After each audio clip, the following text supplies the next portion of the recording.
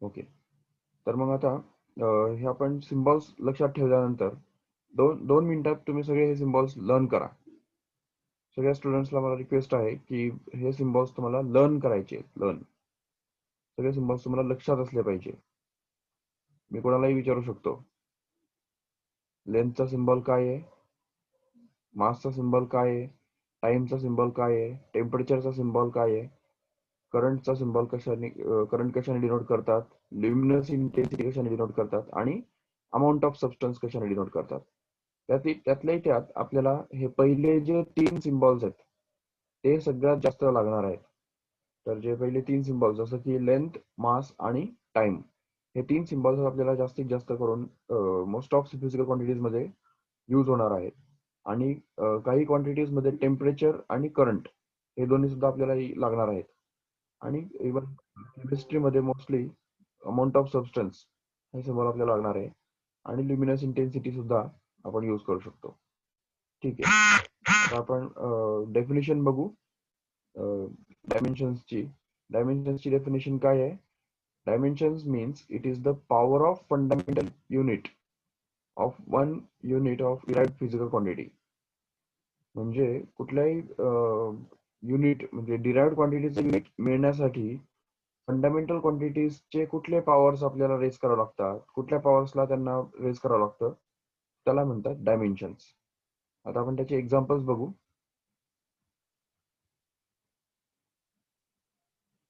जसं बघा, एरियाचं जर आपल्याला डायमेन्शन्स काढायचं असेल किंवा व्हॉल्यूमचं डायमेन्शन काढायचे असेल किंवा व्हेलॉसिटीचे डायमेन्शन्स जर काढायचे असतील तर वेगवेगळ्या क्वांटिटीजचे डायमेन्शनल फॉर्म्युले असतात.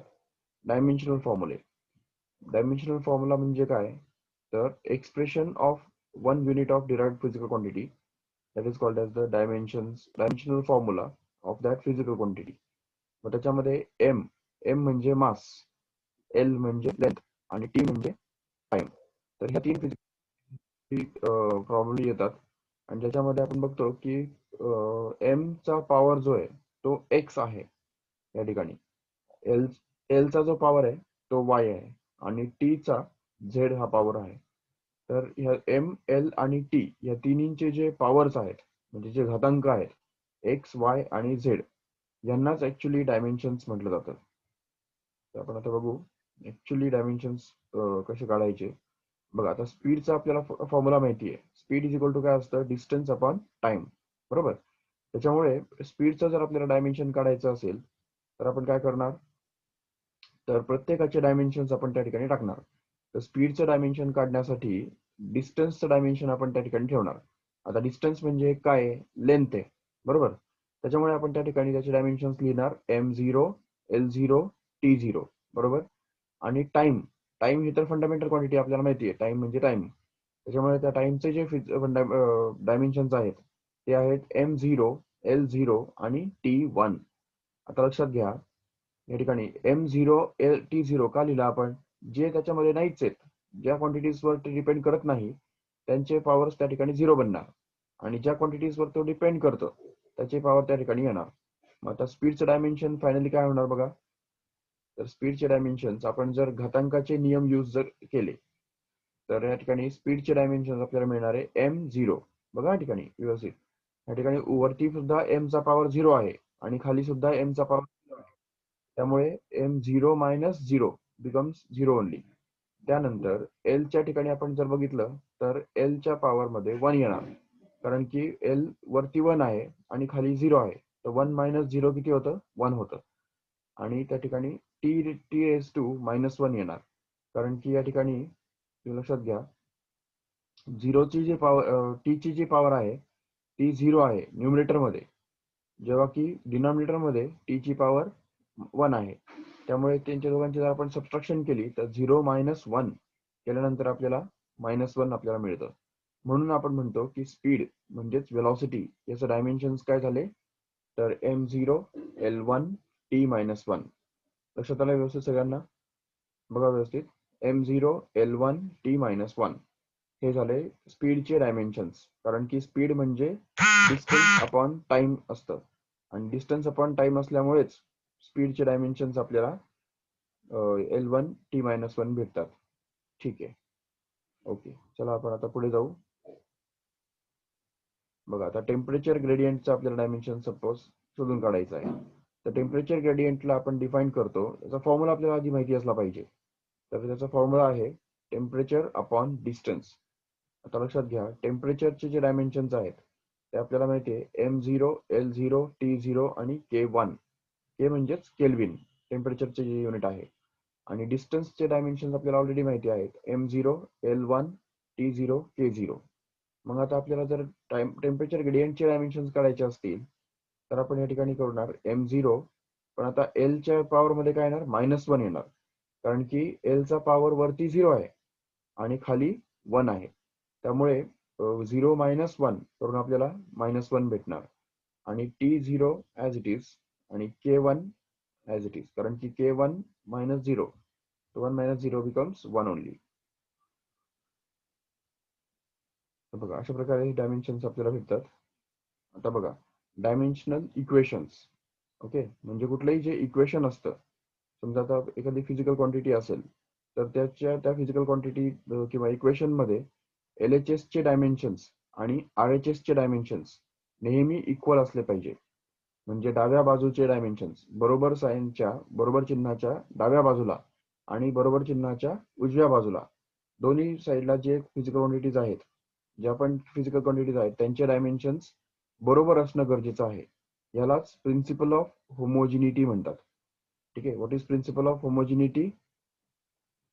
It tells us simply that the dimensions of LHS and dimensions of RHS are always equal. तर कुठल्याही फिजिकल क्वांटिटीचे जेव्हा डायमेन्शन्स आपण इक्वेट करतो तेव्हा दोन्ही साईडला आपल्याला सेम फिजिकल क्वांटिटीचे डायमेन्शन्स भेटतात. आता बघा, त्याचं एक्झाम्पल असं आहे की समजा आपल्याला फर्स्ट कायनेमॅटिक इक्वेशन आपण बघितलंय 9th स्टँडर्ड मध्ये. Just weight.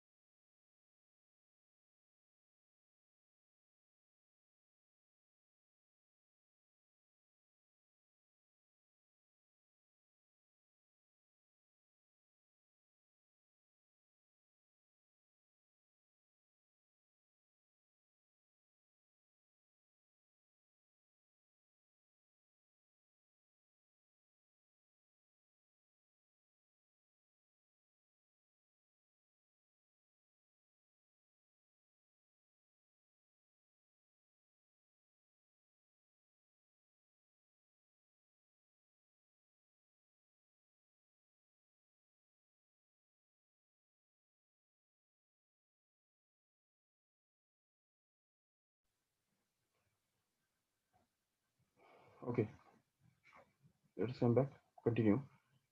तर जे फर्स्ट कायनेमॅटिक इक्वेशन्स आहे, न्यूटनचे गतिविषयक समीकरण आपण त्याला म्हणतो, तर त्यातलं फर्स्ट कायनेमॅटिक इक्वेशन जे आहे ते आपल्याला दिसतंय V = U + AT. याच्यामध्ये आपल्याला माहिती आहे की V म्हणजे काय असतं, फायनल वेलॉसिटी असते, फायनल वेलॉसिटी. त्यानंतर U म्हणजे काय असतं, तर इनिशियल वेलॉसिटी. आणि A म्हणजे असतं ऍक्सलरेशन आणि T म्हणजे टाइम. बरोबर. आता आपण हे इक्वेशन डायमेन्शनल लेवलवर चेक करून बघू की डायमेन्शन्सच्या लेवलवर करेक्ट आहे का. तर जर आपण LHS चे डायमेन्शन्स जर काढले तर बघा, LHS चे डायमेन्शन्स जर आपण बघितले तर LHS मध्ये फक्त वेलॉसिटी आहे. त्यामुळे वेलॉसिटीचे डायमेन्शन्स आपण आत्ताच बघितले, M0, L1, T-1. बरोबर. त्यानंतर या ठिकाणी U च्या ठिकाणी U म्हणजे इनिशियल वेलॉसिटी असते, त्यामुळे इनिशियल वेलॉसिटीचे पण डायमेन्शन्स तेच येणार, कारण शेवटी ती वेलॉसिटीच आहे. त्यामुळे तिचे डायमेन्शन्स येणार आहे M0, L1, T-1. बरोबर. प्लस आता याच्यामध्ये ए म्हणजे ऍक्सलरेशन. आता ऍक्सलरेशनचे डायमेन्शन्स काय असणार आहेत, तर बघा M0, L1, T-2. आता हे लक्षात घ्या व्यवस्थित. या ठिकाणी ऍक्सलरेशनचं डेफिनेशन काय आहे, किंवा आपण त्याच्या युनिट वरून पण त्याचे डायमेन्शन्स काढू शकतो. बघा, व्हेलॉसिटीचे युनिट काय आहे, मीटर पर सेकंड. बरोबर. Metre is the unit of length and second is the unit of time. So metre per second म्हणून लेंथ अपॉन टाइम, म्हणजे त्याचे डायमेन्शन्स काय झाले, L1, T-1. बरोबर. सेम तसंच ऍक्सलरेशनच्या बद्दल आपण करू शकतो. तर ऍक्सलरेशन म्हणजेच काय, त्याचं युनिट काय असतं, मीटर पर सेकंड स्क्वेअर असतं. बरोबर. काल पण सांगितलं होतं, मीटर पर सेकंड स्क्वेअर. आणि त्याच्यामुळे त्याचे डायमेन्शन्स जे बनतात ते बनतात L1T-2. Okay, and that is multiplied by time. टाइमचे डायमेन्शन आपल्याला ऑलरेडी माहिती आहेत, M0, L0 आणि T1. ओके, हे सगळं जर आपण मल्टिप्लाय केलं तर आपण बघू शकतो की त्याचे डायमेन्शन्स दोन्हींचे डायमेन्शन्स जे आहेत ते सेम येणार आहेत. बघा, मल्टिप्लाय करून बघा या ठिकाणी. तर आपण जर या ठिकाणी M0, L0 आणि T1 याला जर आपण याच्यासोबत मल्टिप्लाय केलं तर दोघांचे जे डायमेन्शन्स आहेत ते या ठिकाणी काय बनणार बघा.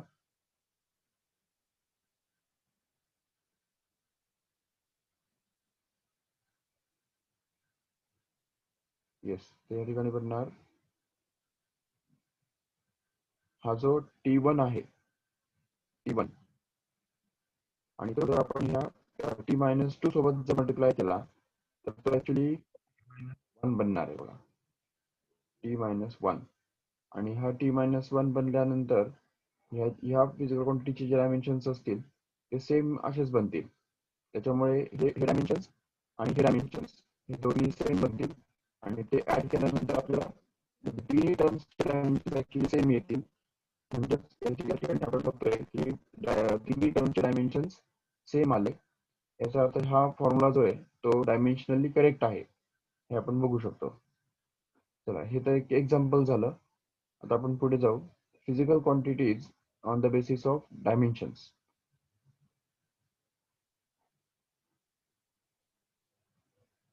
बघा, आता याच्यामध्ये डायमेन्शनल व्हेरिएबल म्हणजेच काय, तर डायमेन्शनला त्याचे फिक्स डायमेन्शन्स असतात. म्हणजे ते डायमेन्शन्स आहेत, डायमेन्शन्स हे फिक्स नाही आहेत. तर अशा अशा म्हणजे डायमेन्शन तर फिक्स्ड आहेत पण त्याचे व्हॅल्यू फिक्स नाही. तर त्याला आपण काय म्हणतो, डायमेन्शनल व्हेरिएबल. लक्षात घ्या व्यवस्थित. त्याचं एक्झाम्पल काय आहे, तर फोर्स, वेलॉसिटी, ऍक्सेलरेशन हे सगळे आहेत डायमेन्शनल व्हेरिएबल्स. ओके, त्यानंतर आपण बघतो की डायमेन्शनलेस व्हेरिएबल. डायमेन्शनलेस व्हेरिएबल म्हणजे काय, की असं व्हेरिएबल ज्याची व्हॅल्यू व्हेरी होऊ शकते पण त्याला कुठलाही डायमेन्शन नसतं. त्याचं एक्झाम्पल काय आहे,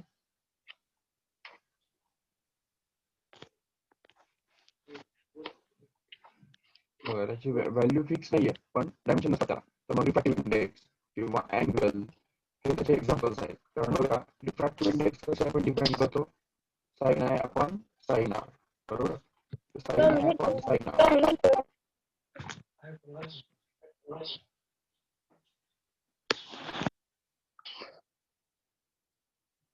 sign i upon sine R.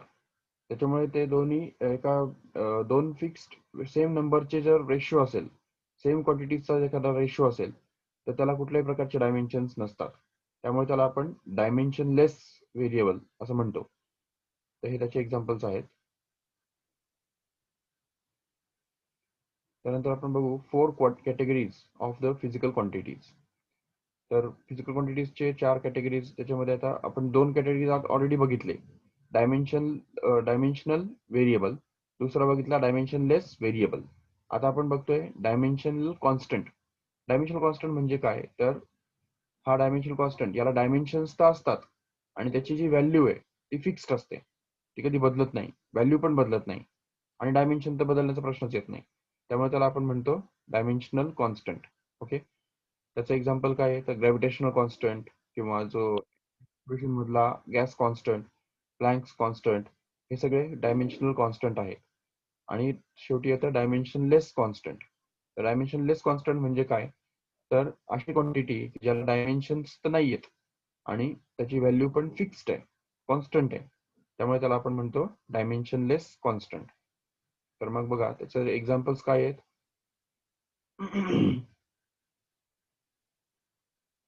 ठीक आहे, 1, 2 किंवा जे नंबर्स असतात, जसं समजा 100 हा नंबर आहे. या नंबरला कुठल्याही प्रकारचे युनिट किंवा डायमेन्शन नाहीये आणि शिवाय त्याची व्हॅल्यू पण चेंज होणार नाहीये. त्यामुळे प्युअर नंबर म्हणजेच त्याला आपण म्हणतो डायमेन्शनलेस कॉन्स्टंट. लक्षात ठेवा व्यवस्थित. ठीक आहे, आता बघा, मला चॅट मध्ये आन्सर सांगा. Unitless quantity, what is a unitless quantity? Always have a number, maybe physical constant without dimensions or has no dimensions, और ऑल अबाव करेक्ट? काय वाटतं तुम्हाला? युनिटलेस क्वांटिटी. आता एखादी क्वांटिटी जर युनिटलेस असेल तर तिला डायमेन्शन्स नाही असले पाहिजे असं काही जरुरी नाहीये, ठीक आहे. त्यामुळे फिजिकल क्वांटिटी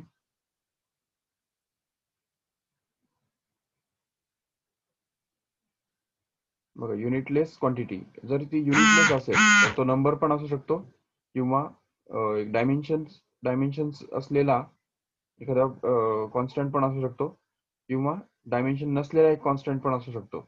त्यामुळे all of the above are correct, no doubt. Which of the following is not a dimensionless quantity? खालीलपैकी कुठल्या ज्या क्वांटिटीज आहेत त्या डायमेन्शनलेस आहेत? आता ह्याच्यातल्या बऱ्याच क्वांटिटीज ज्या आहेत तुम्ही बघितल्या नसतील, 11वी मध्ये तुम्हाला आता अजून इंट्रोडक्शन झाली नसेल, पण बघा अँगल ही डायमेन्शनलेस क्वांटिटी आहे, ठीक आहे. स्ट्रेन स्ट्रेन ही सुद्धा डायमेन्शनलेस क्वांटिटी आहे. स्पेसिफिक ग्रॅव्हिटी म्हणजेच रिलेटिव्ह डेन्सिटी, म्हणजे तो दोन डेन्सिटीचा रेशो आहे. पण डेन्सिटी ही डायमेन्शनलेस क्वांटिटी नाहीये, त्याला डायमेन्शन्स आहेत. त्यामुळे D is the correct option. Density is the dimensional quantity, not a dimensional quantity. Okay, आणखी एक बघा.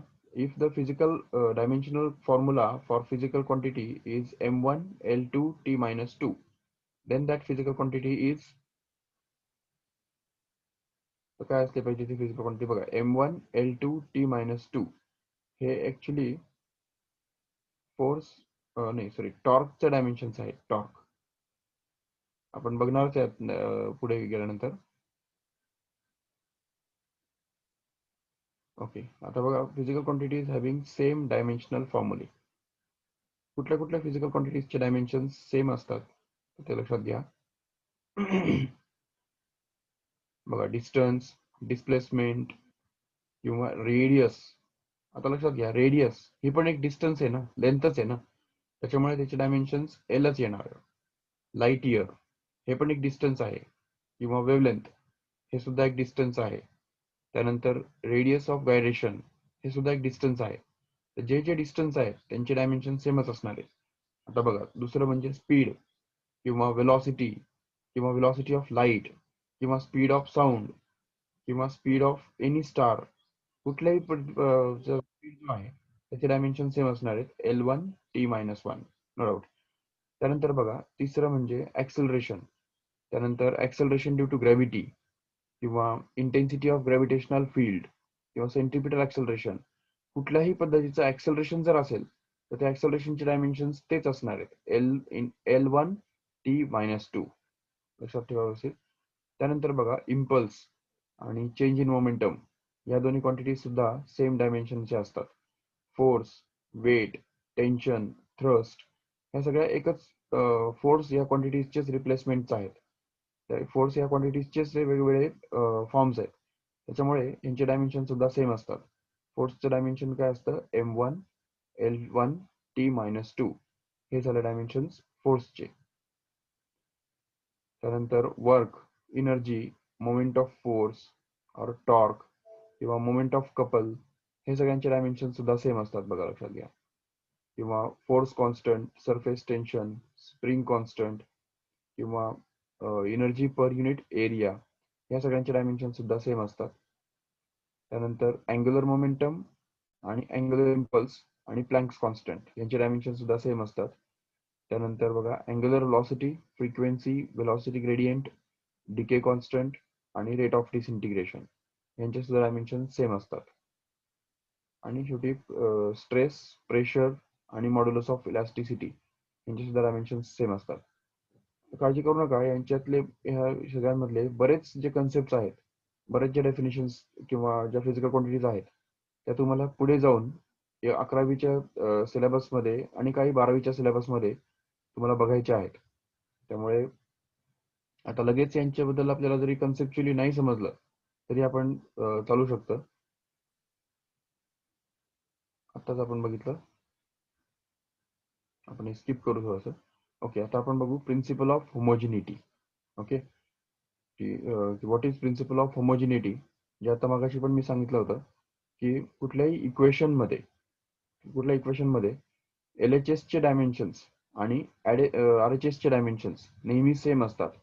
आणि शिवाय हे पण लक्षात घ्या की जर सेम डायमेन्शन्सच्या क्वांटिटीज आहेत तर त्याच ऍड आपण करू शकतो किंवा सबट्रॅक्ट करू शकतो किंवा इक्वेट करू शकतो.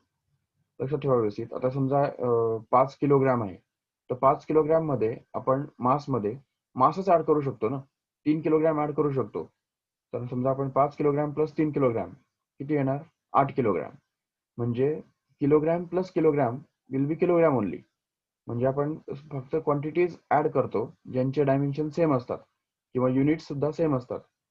कधीही आपण असं करू शकत नाही की समजा एखादी क्वांटिटी आहे 5 किलोग्रॅम म्हणजे मास आहे, आणि त्या मास मध्ये आपण जर लेंथ ऍड करायला गेलो, समजा 3 मीटर ऍड करायला गेलो, तर हे आपल्याला पॉसिबलच नाहीये. कधी आपण मास मध्ये लेंथ ऍड करू शकत नाही किंवा टाइम मध्ये मास ऍड करू शकत नाही किंवा टेम्परेचर मध्ये वेलॉसिटी ऍड करू शकत नाही. म्हणजेच काय की आपण कुठली एक फिजिकल क्वांटिटी जर आपण ऍड करत असेल तर तिच्यात ऍड करण्यासाठी दुसरी जी फिजिकल क्वांटिटी आहे ती सेम डायमेन्शनची असणं गरजेचं आहे. तर ज्या सेम फिजिकल क्वांटिटीज असतात, सेम डायमेन्शनच्या फिजिकल क्वांटिटीज ज्या असतात त्यांनाच आपण ऍड करू शकतो. ज्यांचे डायमेन्शन सेम नाहीत त्यांना आपण ऍड करू शकत नाही किंवा सबट्रॅक्ट सुद्धा करू शकत नाही किंवा इक्वेट सुद्धा करू शकत नाही. तर हे लक्षात ठेवा, याला म्हणतात प्रिन्सिपल ऑफ होमोजिनिटी. आणि जेव्हा आपण ऍड करतो तेव्हा ऍड केल्यानंतर ज्या क्वांटिटी आपल्याला भेटतात त्यांचे डायमेन्शन्स प्रत्येक क्वांटिटीच्या डायमेन्शन्सच्या बरोबर असतात. हे आपल्याला लक्षात ठेवायला पाहिजे. त्याला म्हणतात डायमेन्शन प्रिन्सिपल ऑफ होमोजिनिटी.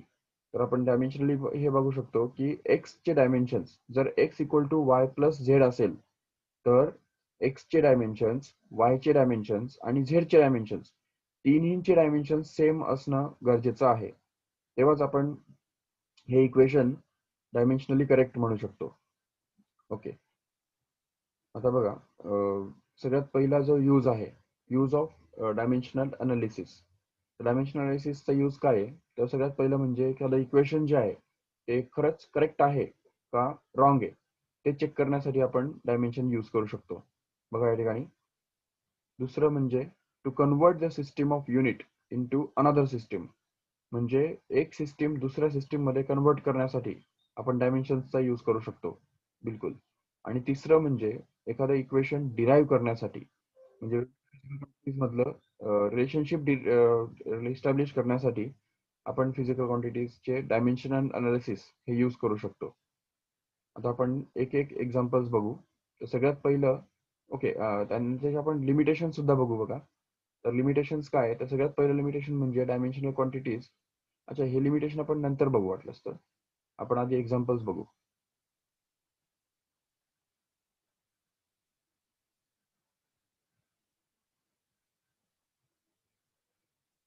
बघा आता, to convert physical quantity from one system into another. जसं तुम्हाला माहिती आहे की